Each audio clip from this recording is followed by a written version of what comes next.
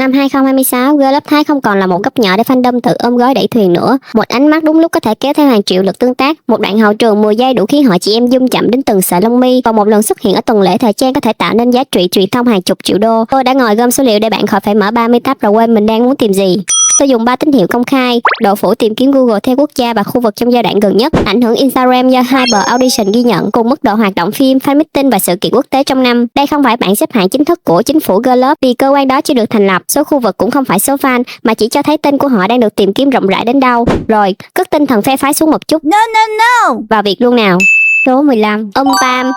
Và Bam bước vào đường đua với một lựa chọn khá khôn. Thay vì kể lại chuyện hai người nhìn nhau 3 tập, hiểu lòng 4 tập rồi tập cuối mới chịu nắm tay, Fulfill đưa họ thẳng tới đời sống hôn nhân. Phim lên sóng Channel 3 từ ngày 24 tháng 4 năm 2026, xoay quanh Aiun và Pha Phân, một cặp đôi đi từ tình yêu thời đại học đến chuyện xây dựng gia đình, mong muốn có con và trách nhiệm mà tình yêu đôi lứa chưa chắc giải quyết được. Đám cưới trong phim tình cảm thường là điểm kết. Fulfill lại nói, xong lễ rồi hả? Tốt, giờ tới tiền điện, kỳ vọng gia đình và các cuộc nói chuyện rất khó. Tôi thích hướng này vì Bam không bị buộc phải bán cảm giác mới yêu bằng mọi giá. Họ phải tạo ra cảm giác hai người đã sống cạnh nhau đủ lâu để biết đối phương thở dài kiểu nào thì sắp có chuyện. Mang năng lượng chín chắn, ánh mắt giữ cảnh tốt, Bam mềm và sáng hơn, nhưng không bị biến thành một người chỉ đứng đó để nhìn dễ thương. Hai người khác nhịp mà không lệch nhịp, một người như đứng đường dọc, một người như đường ngang. Đặt đúng chỗ thì thành khung nhà, đặt sai chỗ thì thành bản Excel cảm xúc. Nhìn thôi đã muốn xin nghỉ phép rồi. Channel 3 còn tiếp tục đẩy hậu trường, photobook, fansite và sự kiện tập cuối, nghĩa là khán giả không chỉ xem nhân vật, họ bắt đầu muốn xem cặp chính Bam, luận câu chuyện trưởng thành, hình ảnh ấm và diễn đời sống chung khá thuyết phục. Điểm trừ là ai vào xem để tìm cẩu lương nhẹ nhàng có thể bị đưa thẳng vào buổi họp gia đình lúc 8 giờ sáng ngày thứ hai. Số 14, Bleachy là Maple và Chanchi, hai gương mặt được chú ý mạnh sau Clay Bell. Điểm hút của họ không nằm ở kiểu vừa xuất hiện đã phá luôn đồng hồ đo nhịp tim, nó đến từ cảm giác mong manh, hơi nguy hiểm và rất khiến khán giả muốn bảo vệ nhân vật. Dù đôi khi chính nhân vật là người gây chuyện trước, Label đặt họ trong môi trường nhà tù, nơi lòng tin, quyền lực và sự sống còn đè lên mọi quyết định. Bối cảnh nặng như vậy mà cặp diễn không đủ chắc là chemistry sẽ bay màu nhanh hơn lương ngày 10. Maple diễn cảnh khá tĩnh, không cần liên tục nhấn nhá. Chi linh hoạt hơn, lúc mềm lúc bật lại rất nhanh. Một người tạo áp lực, người kia tạo phản ứng, thế là cảnh có điện. Điện chưa chắc làm cháy cầu dao nhưng đủ khiến tem để thuyền tự động ngồi sát màn hình. Tôi là ví dụ sống, dù tư thế này không tốt cho cuộc sống. Sang năm 2026, Bleachy vẫn gạch fan quốc tế và xuất hiện trong nhiều cuộc bình chọn Girl Love. Còn dự án diễn xuất chung tiếp theo chưa đủ thông tin để đóng dấu một Girl Love mới. Fandom có thể lập thuyết âm mưu, người làm nội dung thì đừng lập luôn lịch phát sóng. Họ cần một kịch bản thứ hai đủ khác label để chứng minh sức hút đến từ diễn xuất chung. Kết luận, màu cặp riêng, ánh mắt có lực và fandom tăng khá bền. Nhược điểm là thuyền đang chạy tốt, nhưng lịch dự án mới giống như tin nhắn đang nhập rồi đứng im 5 phút. Số 13, Ginchae gồm Ginny và China, hai người bùng lên nhờ Poisonous Love, một cái tên nghe đã biết tình yêu này không bán kèm thuốc giải. Ginny vào vai bác sĩ Cream, còn China vào vai Bad, người kéo cuộc đời vốn có vẻ ngay ngắn của Cream vào một cớ cảm xúc không còn ngay ngắn chút nào. Ginny có sự điềm tĩnh phù hợp với kiểu nhân vật luôn cố kiểm soát bản thân. China mang năng lượng trực diện, ánh mắt dễ truyền từ tổn thương sang thách thức, một người cố giữ, một người cứ kéo. Về cơ bản đây là trò kéo co mà sợi dây chính là sức khỏe tinh thần của người xem. Poisonous Love đưa cặp ra ngoài khán giả nội địa. Họ làm truyền thông tại Manila, có tập đặc biệt vào năm 2026 và nhắc tới khả năng tái hợp, nhưng tên phim cùng lịch phát sóng chưa được xác nhận đầy đủ, nên chưa cần tự thiết kế poster giùm công ty nha. Ginchae có lợi thế ở cảnh kịch tính, nhiều cặp nổi nhờ sự ngọt ngào ngoài đời, nhưng tới khi gặp cảnh ghen hoặc tổn thương thì năng lượng rất như wifi trong thang máy. Ginchae đứng trong drama khá vững, chỉ cần dự án sau bớt vòng vo và cho nhân vật giao tiếp như người trưởng thành, cặp này có thể bật rất nhanh. Mà phần tệ nhất là gì biết không? Fandom của một phim tên Poisonous Love lại cực kỳ chăm phát cẩu lương, đọc ở trong phim, còn ngoài đời fan tự nguyện uống. Tôi không phán xét, tôi cũng đang cầm ly, kết luận diễn cảnh căng tốt, hình ảnh cặp rõ và có tiềm năng đi xa ở dòng melodrama. Nhược điểm là dự án càng đọc, khán giả càng phải tự chuẩn bị bộ sơ cứu cảm xúc. Số 12, View và Meme là một trong những cặp được đẩy lên rõ nhất từ Guru. Phim gom nhiều mối quan hệ vào trong cùng một mạng lưới tình cảm, nơi người cũ, người mới và bạn bè và bí mật va nhau liên tục. Xem một tập mà không tập trung á là bạn có thể quên ai đang giận ai, nhưng vẫn nhớ View Meme vừa nhìn nhau rất có chuyện. View có visual lạnh và cách giữ gương mặt hợp với nhân vật khiến khán giả phải đoán. Meme sáng, mềm nhưng phản ứng nhanh khi đứng cạnh nhau. View tạo ra cảm giác khó chạm, còn Meme tạo ra lý do khiến người xem muốn chạm thử. Công thức này dễ hút fandom nhưng cũng dễ thành một chiều nếu kịch bản này chỉ muốn lập cảnh người lạnh lùng bị người đáng yêu làm tan chảy. May là GMMTV đã công bố Pack Love Feeling cho View Meme và đội hình năm 2026. Không gian tiệm bánh và rơm cơm cho họ có cơ hội đổi nhiệt độ. Guru là quan hệ chằng chịt. Pack Love Feeling nghe tên đã có bơ, phô mai và nguy cơ tăng đường huyết. Dù ở đâu thì fandom vẫn là người bị quay chính trước. GMMTV biết làm nhạc photobook sự kiện, nhưng đội hình quá nhiều thuyền mạnh, View vẫn phải tạo màu riêng, không thể chỉ là cặp còn lại trong girl group, máu chốt phải nằm ở nhịp hài. View depend tốt, Miu phản ứng tự nhiên, nếu back love feeling tận dụng đúng, họ có thể đi từ cặp được chú ý nhờ dàn đông thành một cặp tự đứng bằng hai chân. Kết luận, visual rõ, công ty hậu thuẫn mạnh và có dự án riêng đúng lúc. Nhược điểm là bánh chưa ra lò mà fandom đã tranh nhau đặt tên cho từng vụn phô mai. 60 màu. Cao Chen. Cao và Chen có một thứ mà nhiều cặp phải mất khá lâu mới xây dựng được, cảm giác trưởng thành ngay từ lần đầu đứng chung. Lớp design cho họ một kiến trúc sư từng yêu nhau, giờ gặp lại nhau trong ghế cạnh tranh nghề nghiệp, mang theo chuyện cũ, tự ái và vết thương chưa xử lý xong. Cao có độ chắc của một diễn viên đã quen giữ vai chính, biết lúc nào nên đẩy, lúc nào chỉ cần im. Chen mềm mại nhưng không bị lép, nhất là ở trong những cảnh nhân vật vừa muốn tiến vừa nhớ ra mình còn tự trọng. Hai người đặt cạnh nhau có cảm giác không phải là ở buổi đọc kịch bản tuần trước, mà thật sự đã từng sống trong đời nhau rồi chia tay không đẹp. Diễn người yêu cũ mà khán giả tin được khó lắm nha. Nhìn nhau quá thân á thì hết căng, nhìn nhau quá lạnh lùng á thì fan không còn gì để đu. Cao Chen vẫn giữ vùng trên tình bạn dưới tình yêu.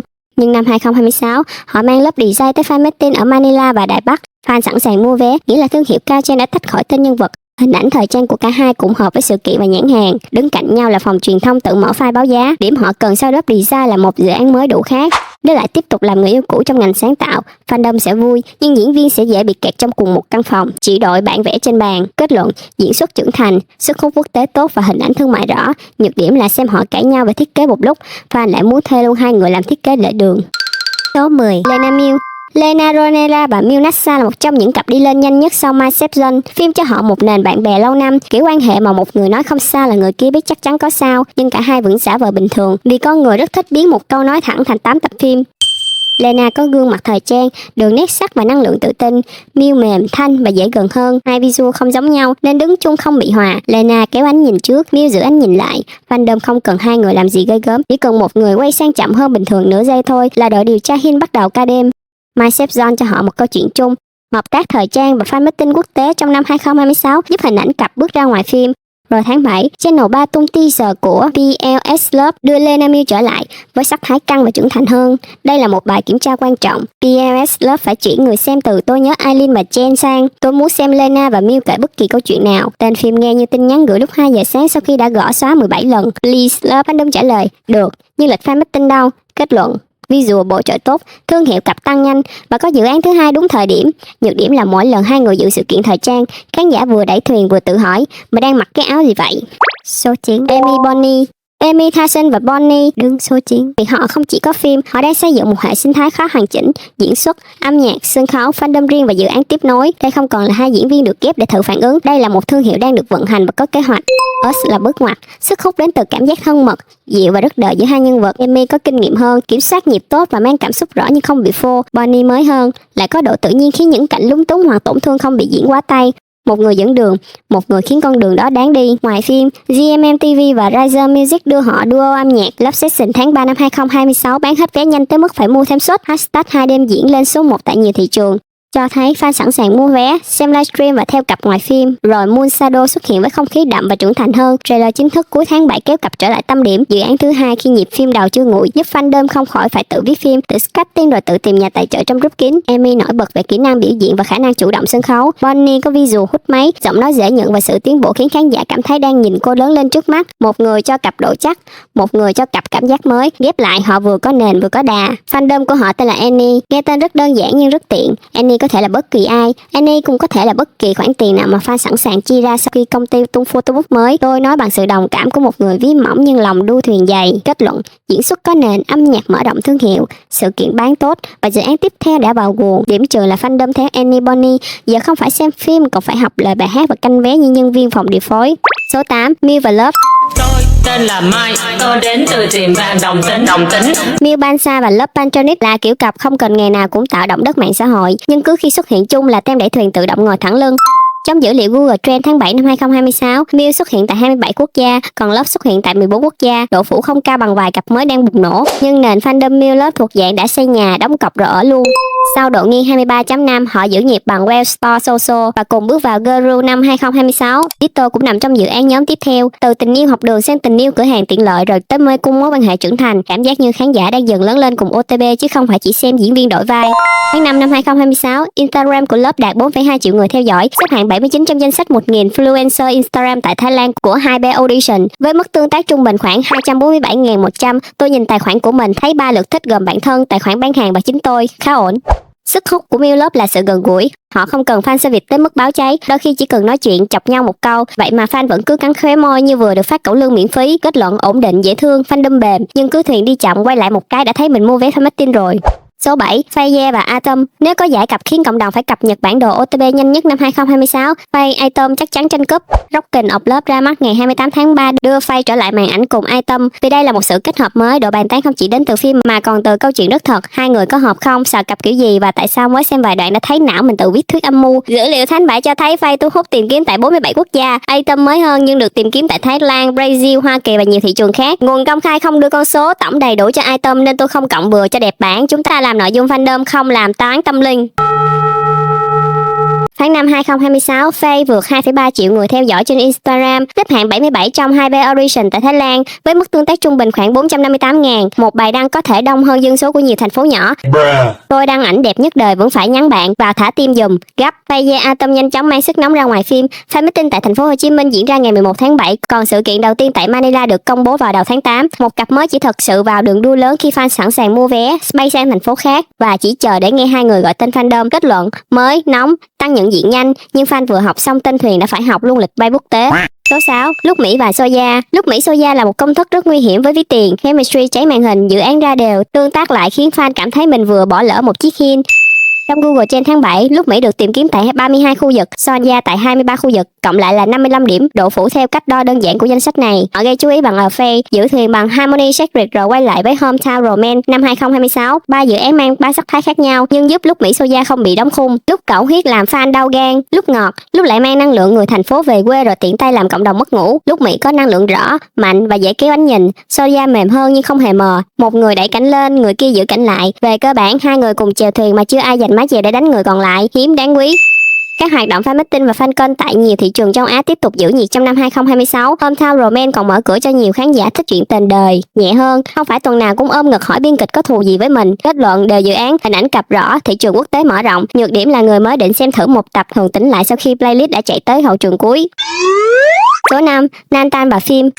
Nantan phim bước vào 2026 với lợi thế lớn. Họ không còn là cặp đang xin khán giả cho cơ hội. Ruto đã tạo nền đủ mạnh, còn Guru biến họ thành tâm điểm của một cuộc bàn luận về girl love trưởng thành, quan hệ phức tạp và những quyết định khiến người xem vừa bực vừa không thể bỏ tập. Nantan xuất hiện trong tìm kiếm tại 35 quốc gia, phim tại 22 quốc gia, tổng cộng là 57 điểm độ phủ. Nantan còn đứng thứ tư trong nhóm diễn viên girl love được tìm kiếm nổi bật toàn cầu vào tháng 7. Độ nóng được đẩy bởi phim, fan meeting, hậu trường và một fandom có khả năng biến từng cái nghiêng đầu thành chủ đề dài hơn cuộc họp công ty.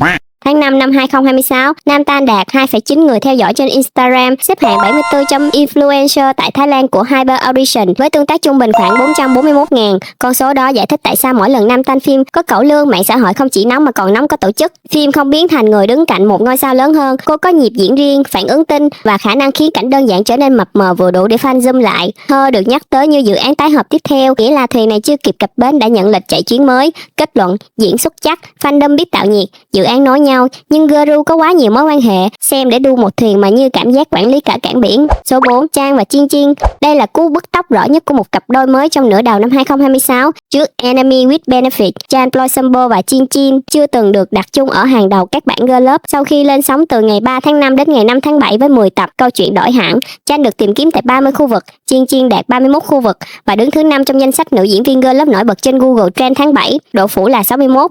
Vượt nhiều cặp đã có fandom lâu hơn, thuyền mới nhưng động cơ không mới, vừa hạ thủy đã chạy như đang chở dời.com. Enemy with Benefit dùng bối cảnh công sở và mối quan hệ đối đầu sang gần gũi, thứ kéo khán giả ở lại là cách hai nhân vật giao tiếp khá thẳng, tôn trọng ranh giới và không kéo hiểu lầm thành 3 tập chỉ vì không chịu nổi một câu.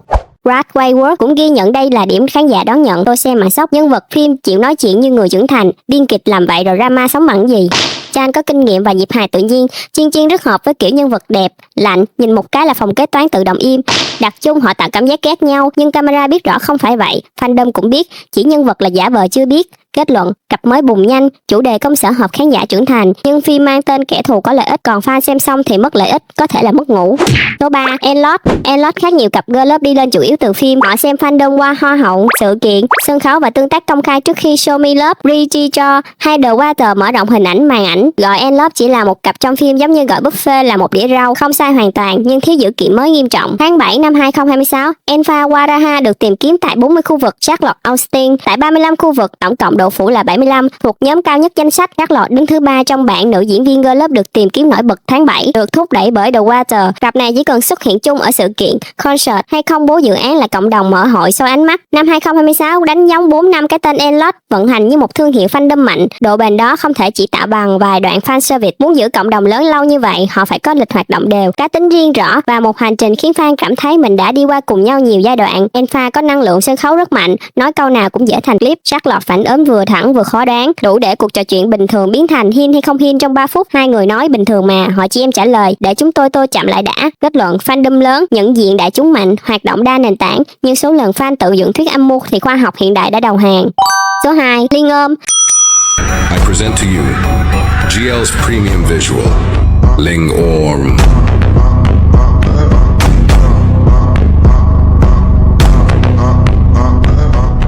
Liên ôm chứng minh girl love Thái năm 2026 không chỉ bán phim và fan meeting, họ bán sức ảnh hưởng lớn văn hóa, thời trang và khả năng kéo theo truyền thông quốc tế chạy theo từng lần xuất hiện. Tháng 7, Liên Khon được tìm kiếm tại 41 khu vực, Cornerback được tìm kiếm tại 38 khu vực, tổng cộng độ phủ là 79, chỉ thấp hơn vị trí số 1. Đến giữa tháng 7, Liên đạt khoảng 3,1 triệu người theo dõi trên Instagram, đạt 2,9 triệu người. 2B Audition xếp hạng Linh 93 và 98 trong một nghiệp influencer Instagram tại hàng đầu Thái Lan. Hai người không chỉ có đông fan, họ khiến fan bình luận, chia sẻ và biến một lần dự sự kiện thành chuỗi nội dung kéo dài nhiều ngày. Con số làm tôi ngồi thẳng lưng đến từ Fashion Mall thu đông năm 2026. Theo Vogue, tạo được khoảng 21 triệu đô giá trị truyền thông được tìm kiếm qua 17 bài đăng, còn Linh khoảng 15,5 triệu đô. Cả hai chỉ tham dự Dior nhưng vẫn nằm trong nhóm influencer tác động lớn nhất mùa. Tôi nhìn áo mình đang mua giảm giá rồi quyết định không so sánh nữa. Đau. The Secret of Love và Only You In Love Forever tiếp tục cho Liên ôm một sân khấu mới trong năm 2026. Visual rõ, hình ảnh sang và chemistry linh hoạt giúp họ đi từ phim tình cảm sang thời trang cao cấp mà không lệch. Một phút fan còn khóc vì nhân vật, phút sau đã thấy hai người tại Paris. Nhìn fan như thể chúng ta mới là người cần xin lỗi.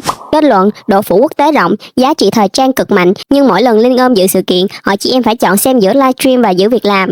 Số 1. Brand and Becky. Brand Becky đứng đầu không phải chỉ vì họ nổi tiếng sớm. Đến năm 2026, sau nhiều lớp sóng girl love mới, độ phủ của hai người vẫn lớn nhất trong nhóm dữ liệu được công bố. Brand Sarocha được tìm kiếm tại 48 khu vực trong 30 ngày, Becky Armstrong tại 47 khu vực, tổng cộng là 95 điểm, cao nhất danh sách. Giữa tháng 7, Brand đạt khoảng 4,6 triệu người theo dõi Instagram, Becky đạt 4,3 triệu, cộng lại là 8,9 triệu. Hyper Audition xếp Brand hạng 52, Becky hạng 89 trong 1.000 influencer Instagram hàng đầu Thái Lan. Nền tảng này giúp mọi dự án mới không chỉ được fandom cũ chờ mà còn kéo theo khán giả từ thời trang, quảng cáo và thị trường quốc tế. Gap The Series biến Brand Becky trở thành một biểu tượng mở đường cho làn sóng girl love Thái hiện tại. Nhưng mở đường chỉ giúp bạn được nhớ, muốn đứng đầu 4 năm sau bạn phải tiếp tục chạy. The Loyal biên mở rộng hình ảnh, còn 411 The Air lên sóng ngày 16 tháng 5 năm 2026 với vai trò đảo mới. Rin là vệ sĩ, Becky là công chúa, thay đổi bối cảnh và động lực nhân vật giúp họ không chỉ lặp lại thứ từng thành công. Granium cũng nằm trong nhóm danh sách được cộng đồng chờ đợi. Giữ tên Brand Becky xuất hiện xuyên năm, fandom của họ phủ sóng từ Đông Nam Á sang Mỹ Latin, Bắc Mỹ và nhiều khu vực khác. Bởi vậy, một bức ảnh hay một cái quay đầu sang nhìn nhau vẫn có thể làm nhiều múi giờ cùng mất ngủ. Bình tệ nhất là sau từng ấy năm, fan vẫn phản ứng với cái chạm tay như lần đầu tiên tình yêu tồn tại. Kết luận, độ phủ tìm kiếm cao nhất, tổng người theo dõi lớn, thương hiệu cập bền. Đây không còn là thuyền, đây là hãng vận tải quốc tế, còn fandom đang trả phí hành lý. Trí này phản ánh dữ liệu công khai, không đóng dấu ai hơn ai mãi mãi. Enemy Bonnie, Lena Miu, Cao Chen và nhiều cặp khác vẫn đang tăng rất nhanh. Một trailer tốt, một vai diễn bùng nổ hay một khoảnh khắc chemistry trái màn hình có thể đổi bản sau vài tuần. Cuối cùng, con số đó mức độ khiến người ta tìm kiếm, tương tác và sẵn sàng theo dõi. Nó không đo được cặp nào khiến bạn đứng tim nhất. Việc đó thuộc về trái tim, một cơ quan nổi tiếng, thiếu khách quan và rất thích làm ví tiền gặp nạn. Cặp girl love Thái nào đang khiến bạn mất ngủ trong năm 2026? Bình luận tên thuyền xuống dưới. Còn tôi đi đóng bớt 30 tab trước khi máy tính tôi cũng lên thuyền rồi chìm luôn.